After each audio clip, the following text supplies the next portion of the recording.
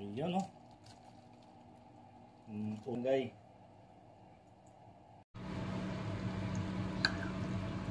Wow. Sa halagang 100 pesos mga sanggay. Sulit na yung almusal nyo mga sanggay. Right. Almusal tayo mga sanggay. Kain na. Sanggay, magluluto tayo ngayon ng almusal. So ang ating almusal ngayon ay lutong pacham. So hindi ko alam kung alam nyo to. Ito ay udong. So lulutuin natin to ng lutong pacham mga sanggay. Tara.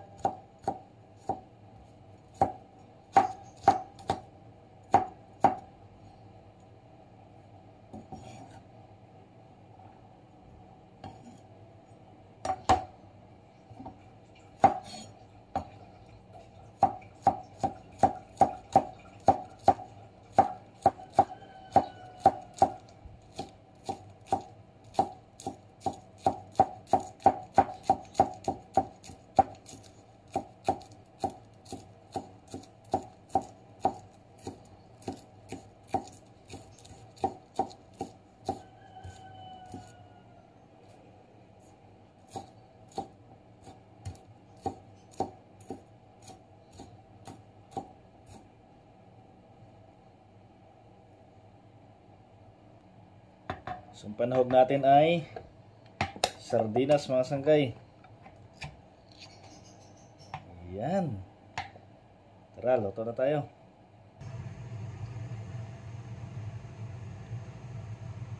Gisahin muna natin yung mga panahog natin. Ayan. So lutong pacham lang ito mga sanggay. Kung mayroon kayong mas masarap pa na luto, hindi mas maganda. So ito ay pacham lamang. Sunod, igisa natin ng bawang.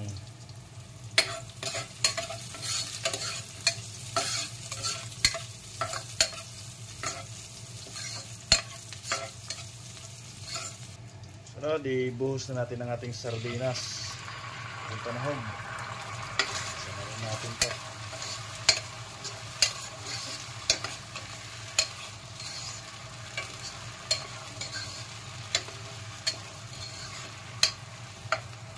Lagyan natin ng tubig. Lagyan natin ng toyo. Lagyan natin ng paminta. Lagyan natin ng pampalasa mga sanggay. Tapos takpan natin hanggang kumulo. Ayan, kumulo na. Yun o. Buhos na natin ang ating miswa. Ayan.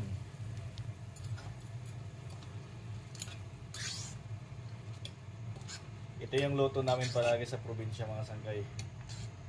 Masarap to, kaya na-miss ko to. Kaya niluto ko rin dito sa Manila.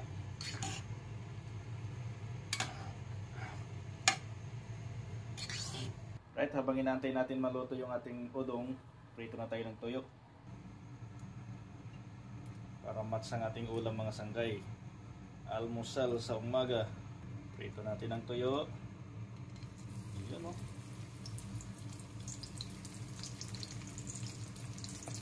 Mura pero masarap mga sanggay. Diba?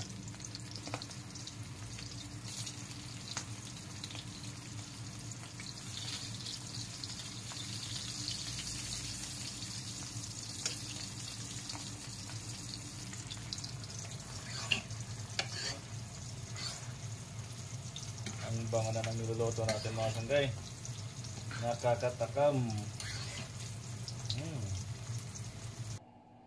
Okay na mga sanggay, luto na yung ating lutong pacham. Ayan o.